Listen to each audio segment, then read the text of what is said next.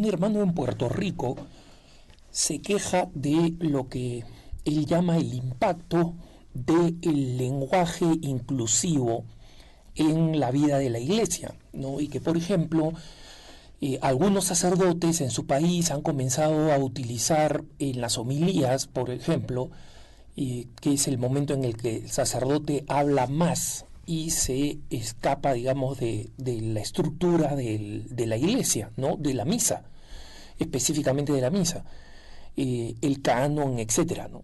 Entonces, la pregunta que este hermano se hace es si es que esta idea del lenguaje inclusivo no está contaminando a la Iglesia Católica. Y la respuesta, en buena medida, sí la está contaminando.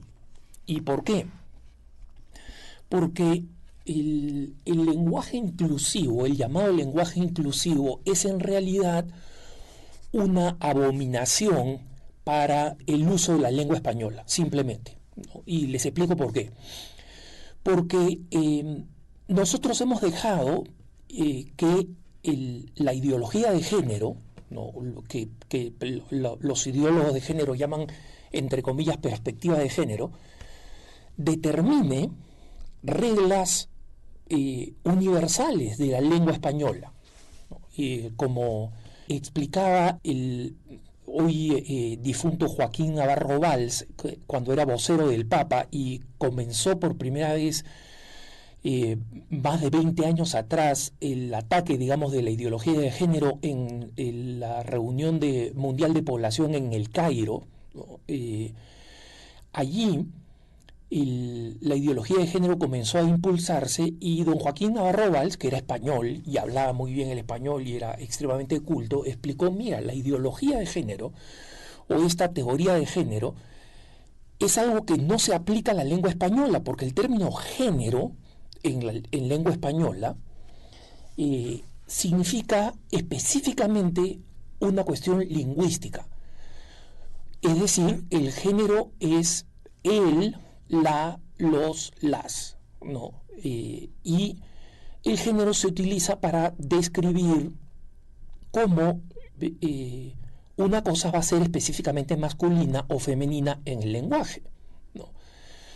Y cada vez que aparecen estas aberraciones lingüísticas, desde el hecho de que una universidad como la mal llamada Universidad Católica en el Perú publique un comunicado de la directiva de la universidad a los catedráticos de la universidad. Es decir, no estamos hablando de un catedrático que le escribe a los alumnos, estamos hablando de la élite, la cúspide de la élite académica, ¿no? Y esta élite académica decide que va a ser insufriblemente repetitivos, diciendo, porque nosotros creemos que los profesores y las profesoras, en las reuniones que ellos o ellas tengan, cada vez que ellos o ellas se reúnan, es decir, un comunicado repleto de estas redundancias absurdas que son una aberración lingüística. Don Joaquín Navarro Valls en aquella ocasión explicó, miren, la ideología de género es una ideología que solamente se puede admitir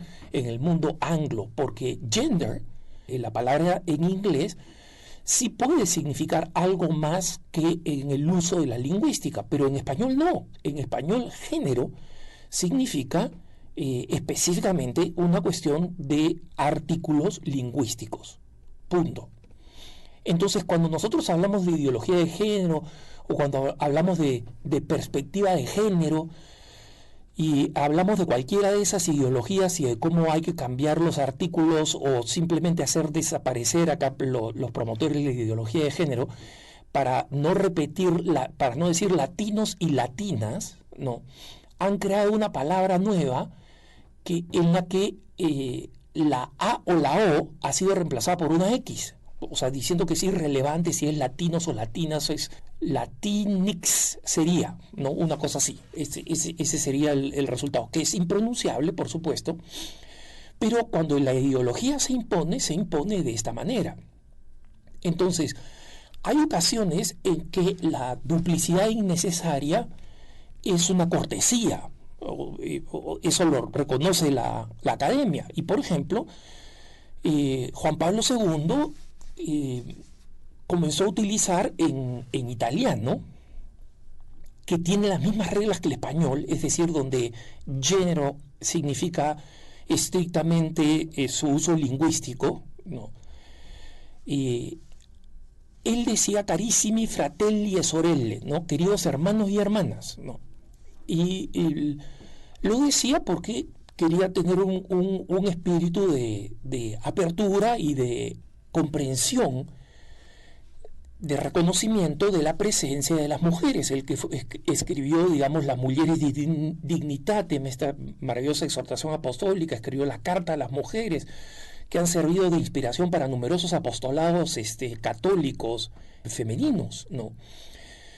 Entonces, no se trata de una absoluta rigidez, pero sí se trata de defender algo que es sustancial para nosotros, que es la lengua española.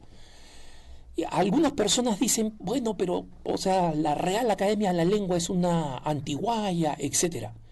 No, hermano, no es una antiguaya, es algo que necesitamos. ¿Por qué? Porque los idiomas se van corrompiendo. La Torre de Babel es una realidad inevitable en el mundo, ¿no? Recordemos nosotros que cuando el latín se distribuyó, se expandió con el Imperio Romano y luego con la Iglesia Católica en todas las distintas partes del mundo, poco tiempo después aparecieron dos ramas lingüísticas, dos ramas de lenguas, la lengua Doc y la lengua Doyle, y estas dos ramas luego dieron fruto a las distintas lenguas de origen latino, entre ellos el francés, el italiano, el español y el portugués, y algunos otros más como el catalán, el gallego, por ejemplo, ¿no? No es el caso del vasco, porque sabemos que el vasco tiene un origen extraño, distinto, de una raíz completamente distinta. Pero en general, el hecho de que no existiera una sola lengua complica las cosas. Y efectivamente, el idioma que se habla en un solo lugar, por ejemplo, el beneficio de que toda América Latina hablemos el español y nos podamos entender y comunicar, con lo que se abre una perspectiva, digamos, de relaciones enorme para el futuro, de posibilidades de todo tipo, desde comercio hasta interacción cultural, es muy importante. Pero si no existe una academia de la lengua que explica cómo se debe enseñar el español y cómo nos los enseñan en las escuelas, cada uno de nuestros países va a ir aplicando su propia jerga, sus propios localismos, etcétera, que existen de alguna manera sana, ¿no? El tubito ese alargado y delgado con el que tomamos los líquidos tiene distintos nombres desde Chile hasta México, ¿no? Para poner un ejemplo, un caso, y donde hay dificultad en entendernos. Imagínense si no existe una regla que vaya explicándole a los niños qué es lo que nosotros tenemos que hablar, ¿no? Y cómo tiene que ser el castellano, cómo tiene que ser el español. Ese es el valor de la Real Academia de la Lengua. Recordemos que una de las primeras lenguas latinas en tener una gramática fue el español. La gramática inglesa, por ejemplo, se estructura como 200 años después que el español. Y nosotros le debemos la estructuración de la gramática en la gramática española que escribió Nebrija, ¿no? Y Nebrija le presenta el español, la gramática española, a Isabel la Católica. E Isabel la Católica, que es esta gran reina extremadamente pragmática, bajo la cual se comenzó a llevar el Evangelio al Nuevo Mundo, y bajo lo cual se encontró el Nuevo Mundo desde la perspectiva europea, desde España, ¿no? Le preguntó, bueno, ¿y esto para qué sirve? ¿No? Y Nebrija le contestó, para que en todos los territorios de vuesa majestad, ¿no? Todos sus territorios, los territorios de la reina, para que en todos los territorios de vuesa majestad se predique el evangelio con una sola lengua. Y entonces la reina se quedó impresionada y dijo, lo tomo esta lengua. Y por eso, gracias a Dios, todos compartimos esta lengua y rezamos en común. Y el Papa Juan Pablo II no podía entender que se rezaran dos Padres Nuestros distintos en América Latina. Los muchachos más jóvenes no deben recordar esto, pero los más viejos recordamos cómo el Padre Nuestro cambió en todos nuestros países porque se combinaron dos Padres Nuestros, uno que se rezaba en España, Perú y Argentina, y el otro que se rezaba en los otros países de América Latina, ¿no?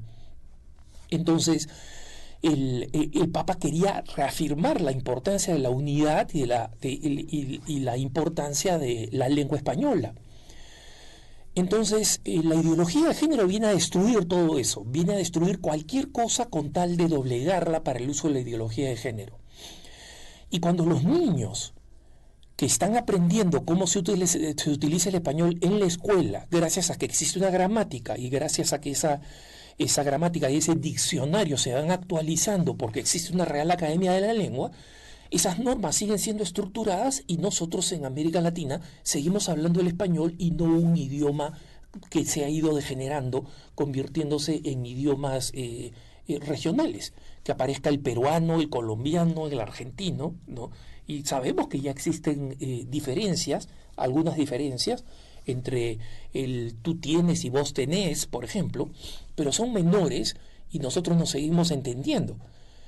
Entonces, no ayuda que un sacerdote comience a utilizar estas redundancias, no porque nosotros y nosotras, y podrían terminar convirtiendo en la misa, en una misa inválida, si es que comienzan a manipular el lenguaje para que el lenguaje se termine adaptando a la ideología.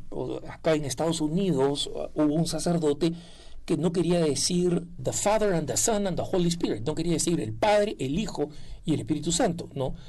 Entonces, en inglés, como saben ustedes, no existe el artículo más que en algunas cosas muy específicas. Los artículos en la mayoría de los casos son neutros, ¿no? Entonces decimos the